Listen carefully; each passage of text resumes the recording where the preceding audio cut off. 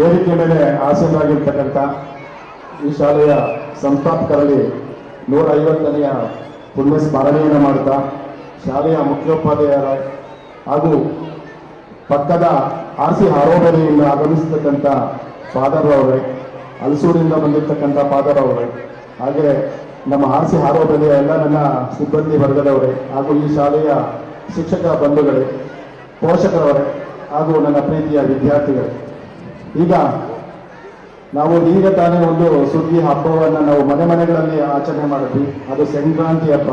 ಅದು ವಿಶೇಷವಾಗಿರ್ತಕ್ಕಂಥದ್ದು ಪ್ರಾಣಿಗಳಿಗೆ. ಒಂದು ವರ್ಷವಿಡೀ ಕೆಲಸವನ್ನ ಮಾಡಿ ಕೊನೆಗೆ ಅದಕ್ಕೊಂದು ದಿನವನ್ನ ಸೀಮಿತಗೊಳಿಸಿ ಆ ಒಂದು ಸಮಾಜ ಪಟ್ಟಂತಹ ಆ ಒಂದು ಪ್ರಾಣಿಗೆ ನಾವು ಪೂಜೆ ಮಾಡ್ತಕ್ಕಂಥ ದಿನ.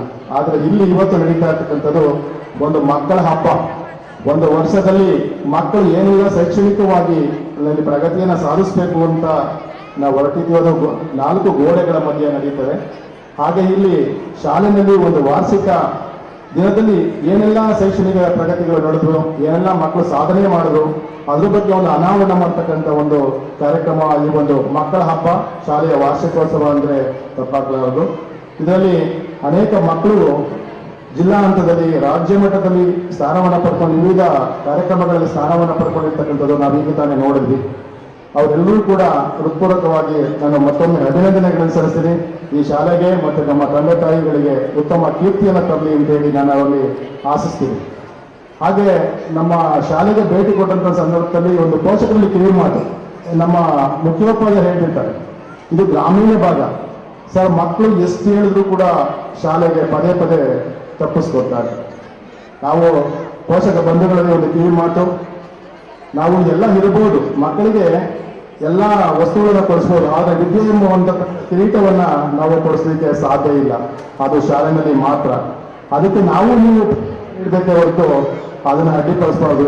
ನಿಮ್ಮ ಮಕ್ಕಳನ್ನ ಕಡ್ಡಾಯವಾಗಿ ಶಾಲೆಗೆ ಕಳಿಸಿ ಆ ಒಂದು ಉತ್ತಮವಾದಂತಹ ವಿದ್ಯಾಭ್ಯಾಸವನ್ನು ಅಂತೇಳಿ ನಿಮ್ಮಲ್ಲಿ ವಿನಂತಿಸ್ಕೊಳ್ತೇನೆ. ಹಾಗೆ ಇವತ್ತಿನ ಮಾಧ್ಯಮದಲ್ಲಿ ಈಗ ತಂತ್ರಜ್ಞಾನದಲ್ಲಿ ನಾವೇನ ಇಂಥವೆಲ್ಲ ಮಾಡುವ ಟಿವಿಯನ್ನ ಜಾಸ್ತಿ ನೋಡ್ತೀವಿ.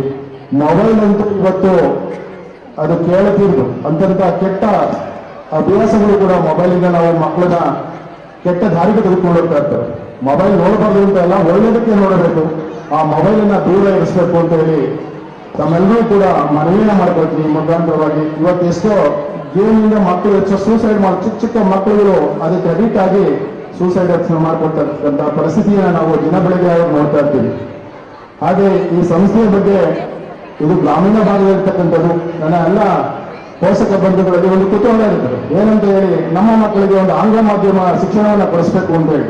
ಇದು ಸುಮಾರು ವರ್ಷಗಳಿಂದ ಇಲ್ಲಿ ಸೆಂಟ್ ಆನ್ಸ್ ಶಾಲೆ ಇಲ್ಲಿ ಪ್ರಾರಂಭವಾಗಿ ಅನೇಕ ವಿದ್ಯಾರ್ಥಿಗಳಿಗೆ ಆಂಗ್ಲ ಮಾಧ್ಯಮದ ಶಿಕ್ಷಣವನ್ನು ಒದಗಿಸ್ತಾ ಬಂದಿದೆ. ಅಲ್ಲಿನ ಸಿಬ್ಬಂದಿ ವರ್ಗವರು ಇದಕ್ಕೆ ಉತ್ತಮವಾಗಿ ಸ್ಪಂದಿಸಿ ನಮ್ಮ SLC ಪರೀಕ್ಷೆಯಲ್ಲಿ ಉತ್ತಮವಾದಂತಹ ರಿಸಲ್ಟ್ ಅನ್ನ ತಂದು ಈ ಶಾಲೆ ಮತ್ತು ನಮ್ಮ ತಾಲೂಕಿಗೆ ಕೀರ್ತಿಯನ್ನು ಕೂಡ ತಂದಿರ್ತಾರೆ. ನಿಮ್ಮೆಲ್ಲರಿಗೂ ಶುಭಾಶಯವನ್ನು ಕೊಡ್ತಾ ಇದ್ದೀನಿ.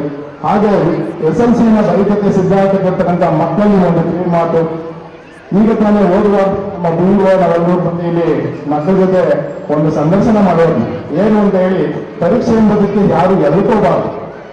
ಪರೀಕ್ಷೆಯನ್ನು ಎದುರಿಸಬೇಕು ಅಂತಂದ್ರೆ ನಾವೆಲ್ಲರೂ ನಿರಂತರ ಅಭ್ಯಾಸವನ್ನ ಮಾಡಬೇಕಷ್ಟೇ. ಅದನ್ನ ಮನದಲ್ಲಿಟ್ಕೊಂಡು ಇನ್ನ ಮಾರ್ಚ್ 21ನೇ ತಾರೀಕು ಪರೀಕ್ಷೆ ಪ್ರಾರಂಭ ಆಗ್ತದೆ. ಅದಕ್ಕೆ ಎಲ್ಲ ವಿದ್ಯಾರ್ಥಿಗಳು ಭಯ ಪಡದೆ ಏನು ನಿಮಗೆ ಸಿಕ್ಕಂತ ಒಂದು 7-8 ದಿನ, ಒಂದು ಸಬ್ಜೆಕ್ಟ್ 7-8 ದಿನ ಸಿಗ್ಬಹುದು. ಆ ಒಂದು ದಿನಗಳನ್ನ ಸಂಪೂರ್ಣವಾಗಿ ಸದ್ಬಳಕೆ ಮಾಡಿಕೊಂಡು ಉನ್ನತ ಸ್ಥಾನದಲ್ಲಿ ತಾಲೂಕಿನಲ್ಲಿ ಉನ್ನತ ಮಟ್ಟದಲ್ಲಿ ಫಲಿತಾಂಶವನ್ನ ಈ ಶಾಲೆ ತರ್ತದೆ ಅಂತ ಹೇಳಿ ನಾನು ಆಶಿಸ್ತೀನಿ. ಅವರೆಲ್ಲರಿಗೂ SLCಯನ್ನ ಬರೀತಕ್ಕಂಥ ಮಕ್ಕಳಿಗೆ ಶುಭವಾಗಲಿ, ಎಲ್ರಿಗೂ ಒಳ್ಳೇದಾಗಲಿ. ಇದು ಕಾರ್ಯಕ್ರಮ ಮಾತಾಡ್ತಕ್ಕಂಥದ್ದಲ್ಲ, ಇದು ಮಕ್ಕಳ ವೇದಿಕೆ ಆಗಿದೆ. ನಿಮ್ಮೆಲ್ಲರಿಗೂ ಶುಭವನ್ನ ಕೋರ್ತಾ ಈ ಸಂಸ್ಥೆಗೆ ಒಳ್ಳೆಯದನ್ನಾಗಲಿ, ಇನ್ನು ಕೀರ್ತಿಯನ್ನ ಹೆಚ್ಚು ಹೆಚ್ಚು ಪಡೆಯಲಿ ಅಂತ ಹೇಳಿ ನಾನು ಆಶಿಸ್ತಾ ಇಲ್ಲಿ ಕರೆದು ಮಾತಾಡಲಿಕ್ಕೆ ಅವಕಾಶ ಕೊಟ್ಟಂತ ಸಂಸ್ಥೆಯ ಮುಖ್ಯೋಪಾಧ್ಯಾಯರಿಗೆ ಹಾಗೂ ಎಲ್ಲ ಸಿಬ್ಬಂದಿ ವರ್ಗದವರಿಗೆ ನಾನು ಧನ್ಯವಾದ ಹೇಳಿಸಿ ನನ್ನ ಮಾತನ್ನು ಮುಗಿಸ್ತೇನೆ. ಜೈ ಹಿಂದ್, ಜೈ ಕರ್ನಾಟಕ ಮಾತು.